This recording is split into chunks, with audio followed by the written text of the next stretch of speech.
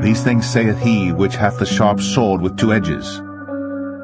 I know thy works, and where thou dwellest, even where Satan's seat is. And thou holdest fast my name, and hast not denied my faith, even in those days when Antipas was my faithful martyr, who was slain among you where Satan dwelleth.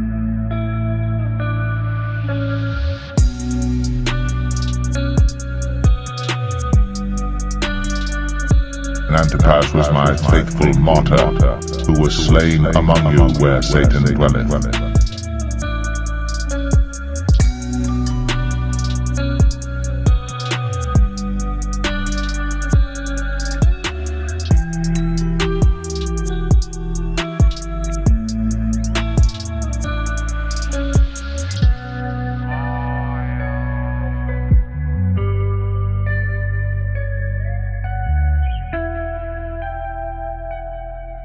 Welcome back, family. I know that it's been a few months since the guide stones were demolished and CERN activated their colliders. However, I have seen some things that relate to another video we did about these guide stones a couple years ago. It's something I've been wanting to share for a few months now since this happened, but I just haven't had a chance. But the evidence I've seen points to the fact that this is no longer conspiracy stuff. The people behind it are known, and I want to just talk a little bit about that because it exposes who they are. When we talk about it in our videos, who they are, it's hard to really see individuals and why they're doing these things, but I think I have a few answers. Not all the answers, of course. There's some things they like to keep mysterious so that people will get lured into it. But it seems now people are just forgetting about these things and all of the weird stuff around them. It may be part of why they demolished them, but I'm going to take us back to when we did a video about this. I'm trying to remember, I think it was 2 years ago, and we were looking at some of the weird anomalies with this set of structures and how they look a lot like the UN building. You can see the similarities in this picture here, and the article I read said that they were 666 miles away from each other, the guide stones in the UN headquarters. And that's if you do it in a straight line. I later found out that it's like 664 point something if you do it on a map and you measure the distance. And again, that's not street map distances, that is straight line distances. So you have to use the measuring tool to figure that one out. But the thing that really caught my interest was a block that they had put in there that said 2014. And when we talked about this in our other video, it was, of course, past that date. However, when the guide stones blew up, there was a certain place, or maybe more than one place in the world, but I know Ethiopia for sure, that it was 2014 in Ethiopia. I know that sounds weird, but you can look this up. It was 2014 there because they use a different calendar than us. They're one of the few places that do, based on what I've read in the couple articles that I've looked at. But it was 2014 there, and their calendar in Ethiopia is inspired by the Egyptian solar calendar. I think it's important because of the whole sun god worshipping aspect of it. I could be wrong, but the time that block was put in there, or the year on that block, 2014, because I was looking for significance for that number way back when, and that's why I was drawing lines, trying to connect all the dots, doing the conspiracy stuff. But I believe that block was placed there because the people that were going to blow it up knew when they were going to blow it up. And since they are sun god worshippers, I'm assuming that calendar is the one that is important to them. And one thing I found interesting is that their New Year's in Ethiopia often falls on 9/11 or September 11th. That is one thing that is extremely interesting. I didn't know that until literally tonight when I was looking back over the website that I got this information from, September 11th. And so that was a big date, obviously in America, people mourn that day every single year. And for those of us who know more about it, it just makes us a lot more angry because we know what really happened. And the same types of individuals are behind this guidestone nonsense. I happen to live in Georgia, and I was actually able to go see them this summer. On my way home, we were driving down some back roads coming home from vacation, and we saw a sign that said Georgia Guidestones, 8 miles, this direction. So we were like, hey, let's just go and see them and look at the hole that you can stare through and see the pole star all year round, 365 days a year. So I wanted to go by. I think that's the mystery of it. People just kind of get drawn into that. And I got to see them before they went down. And yes, you do get this weird, eerie kind of vibe there because people obviously make sacrifices on top of these things. And they were placed there by people that we now know. And so for those of you who aren't in the know and aren't sure who made them or had them set up, which foundations were supporting them and backing them financially, it was the Freemasons and the Rosicrucianists. And the way I found that out was from a documentary called Dark Clouds Over Elberton. Elberton is where these things were located, and the guy that had them put up right here, Dr. Herbert Kirsten, that information was leaked. The man who was trying to keep it secret didn't do a great job during the interview process. He accidentally had some letters exposed that had this guy's address, so it's pretty easy for them to track him down and figure out who he was. When I went back in while I was watching this movie and I saw his address, my wife and I couldn't wait to the end of the movie or the documentary, so we started looking it up, and they had erased his name from the tax information. Like usually you have different residents listed at their places throughout time, and the times that he lived there, there was nobody listed as the owner of the house, and obviously they had gone and deleted that. But thankfully, these guys were able to figure that out before they erased him from the records and put that in a documentary. I hope they are still safe. But based on that evidence, as well as the evidence that was in the the time capsule, that's what it's called, in that little time capsule that said open on such and such date, and there was no date there. The letter, they found a draft of that, and it talked about calling the Rosicrucian Society in Atlanta if you found the time capsule. So there were some connections there. It's two secret societies. Obviously, the reason people are in an uproar is because of, number one, what it tells them to do, which is to maintain the population under 500 million, and you can't maintain something if it's not already there. It's like maintaining your body weight. You can't do that unless you've already lost down to a certain number. And so this gets everybody in an uproar thinking this has to do with population control. And so does it? Obviously, yes, it does, because the population back when these things were built was well above that. And so the things right here that kind of go on, they don't seem that evil when you read them, but when you learn more about the character of the guy who built it, there's some racial things here, like they say, guide reproduction wisely. It kind of looks like more of the Nazi Germany type of stuff going on when you see what he believed. I don't want to go too deeply into what he believes because I never knew the guy, but based on what others say, which can be considered gossip, he was not very fond of certain races, we'll say that.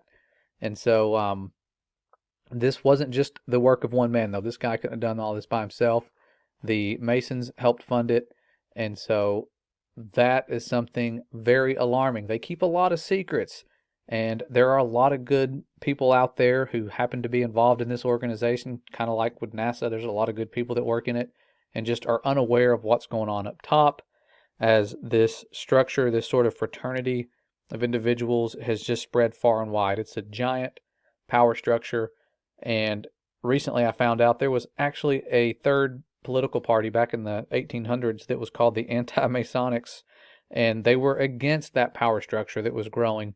So they wanted to kind of fight against it, and then of course they kind of just fizzled out over time. I'm sure they were overruled. And so really crazy history stuff there, but I don't want to get off on all of the weird conspiracy stuff. The Guidestones blew up, and obviously you have a crime scene. What do you do with a crime scene? Usually you investigate it. However, they just decided to destroy everything and act like nothing happened. That's why I do feel like this was planned, and they tried to make it look like a vigilante, and everybody got all excited. Some people were saying it was CERN. Some people were saying it was a bolt of lightning, and it was our father that did it. I don't think it was our Father that did that, because there would be nothing left of those things if he did that. They would be melted into nothing if he did that. Now, he could cause lightning to strike them, and in the video I saw, it actually did kind of look like lightning, but I don't know. I'm not going to say that it was or wasn't. I just don't think it was. I think it was planned and part of the agenda that they have. And that time, 2014, is significant to them. I don't know the exact significance of it, but if they were putting in a little block with that date on it back in like 2009 when that block showed up, they had to have been planning it since then and had a reason. Who knows what's going to happen, but they definitely are planning things. And the only plans that really matter are the Father's plans, because the enemy's plans will be coming to a screeching halt very soon. But the other players in the game, we're going to talk about CERN. I have not done a lot of digging into that organization. I never really cared about them. They're a lot like NASA. When you look at them and the events that they do, they have their little control center. They have someone talking. They're getting billions of dollars. And the only thing they have to show for what they do is animations. Literally a genius plan. Hey, let us have all these great or alleged great minds here.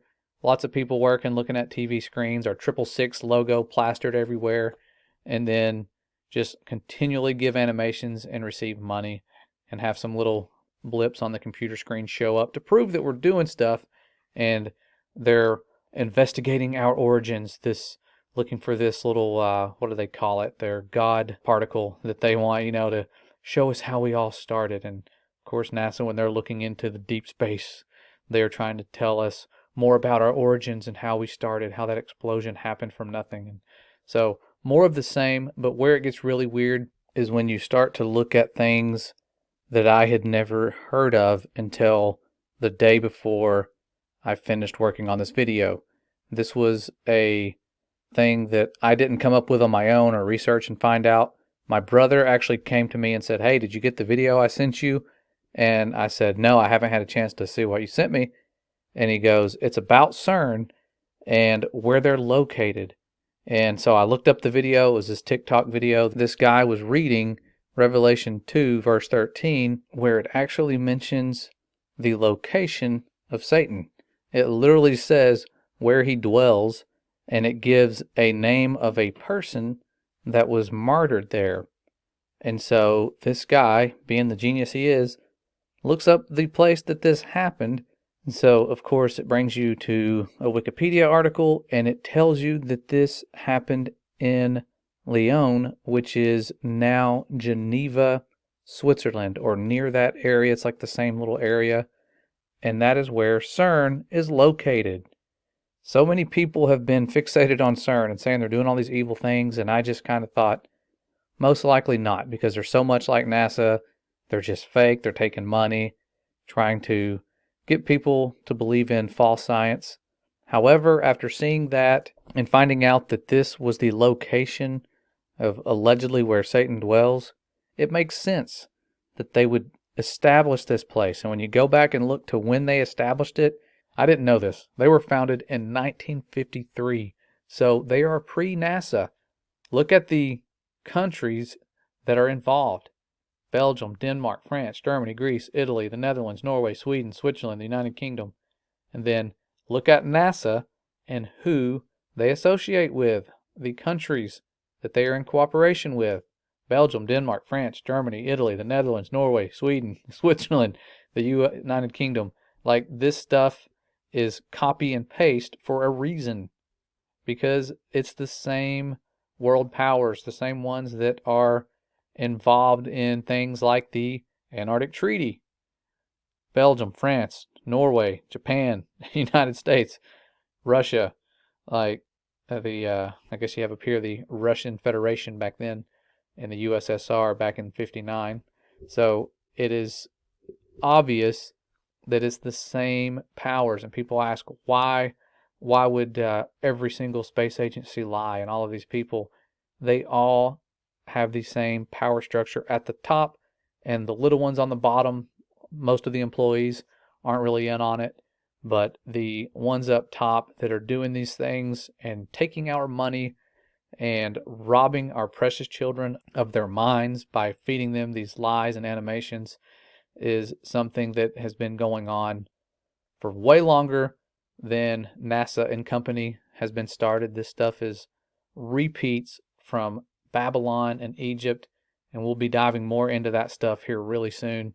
But I wanted to show you these things to really expose who is behind events like the Guidestones exploding, who's put them up. The people funding them are all extremely close in their goal and their purpose, but seeing these things lets you see how devout they are, how far they're willing to go to keep a lie going and take as many people as they can with you. This is stuff that needs to wake people up. We know who's behind these Guidestones now. That's why they want this stuff to just be kept secret, swept under the rug. Forget about it. They were destroyed. It was some vigilante, even though we demolished the crime scene and kind of swept it all away. This is real spiritual warfare seen in broad daylight. And I think that's what drew so many people in, is they were like, this is obviously evil. And I think the original design, in the documentary, they wanted to have a pyramid on top of this little flat slab right here, but they couldn't afford it. I'm guessing that the Masons ran out of money. I don't know what happened, why they didn't end up doing that, but that was in the design. Maybe it was too obvious, and they wouldn't be able to do the sacrifices up here if they had that. But either way, those things are gone, and the beloved Son will return soon for that 1,000-year period that is extremely significant in the calendars and the timelines, and I believe they know that. That may be why the 2014 date was significant, but I feel we are within a few years of something really big.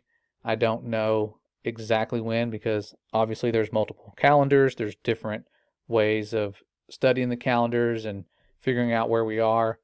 I could be wrong, so I don't want to pick a date. It's the Father's business, like my dad always says. But this is really important in seeing who they are in terms of who the unclean spirits are using to carry out their dirty work, because it takes people to do things that these unclean spirits cannot do. The physical labor, all of that stuff, they cannot do. But these unclean spirits are the masterminds behind these operations. Mankind is far too dumb to come up with such plans and just deceive so many people with ease, with just a little bit of animations, and meanwhile consuming all this money and taxpayer dollars from around the world. So that's all I have. I know there's more important things to talk about, and I plan on getting back to that and have other people come on, like biblical scholars that can really shed light onto some of the things that I have a hard time explaining. And so we'll be on soon doing that, hopefully. We have a lot going on. We've got a meetup October 16th. You can see our video on that we did recently in Northwest Georgia if you're interested in going. We also are going to Flattoberfest October 21st. We'll be leaving, and the event is the 22nd and 23rd. I will be there with one of my many brothers, Matthew Beavers, from Back to the Covenant, sharing or helping to promote our book. It's mostly his book. I did one chapter and the back cover. However, he did like all of the rest of it, the publishing and sending it off and sending it to an editor. All of that was done by him. And so I'm thankful that the Father sent him our direction so that we could unite and he could help me get out of my comfort zone and do things like that. I had no huge desire to do something like that. And he just was like, hey man, you want to co-author a book? And I said, sure, not knowing that it would be extremely challenging to just even write a chapter. And he's just been gifted with the ability to write probably about 2 chapters a day, while I would write 1 per summer, which is about what I did. And so it covers a lot of the things in terms of who they are, why they lie, how they lie, the proofs we have that they're lying, the proofs we have of creation and the biblical earth model. So it's a really good book. I haven't even had a chance to read all of it yet. I just finally saw the hard copy this weekend when he came over and we had a Bible study. So really cool to see that. And the book, I will leave a link to where you can purchase it on Amazon. The book is called Truth About Cosmology, Overcoming Doctrines of Demons. And so really cool experience. look forward to promoting that and using that as a tool to wake people up outside of this shadow band platform, where we have been blessed beyond belief to meet so many of you guys. And I'm just overly thankful and humbled for your support. Those of you who, even though you can't donate, maybe you do what I do and you watch the ads and let them run, so that it'll help us out that way. Lots of different ways you guys have supported. Your prayers have really helped. We've been under some extreme spiritual warfare, as you can imagine, or probably experienced yourselves. And so I thank you for that. You guys are awesome. Our patrons out there, you all are a major blessing. And I really hope to get the fire going again and wake up as many people as we can while we can before it's too late to do what we do the way we do it now. So we'll see you guys very soon. I thank you again. You guys are awesome. I'm so blessed to have you in the family. If you ever have any questions or anything, remember, send us an email. I'll try to leave that linked in the description as well. So as always, stay safe, stay humble, stay ready.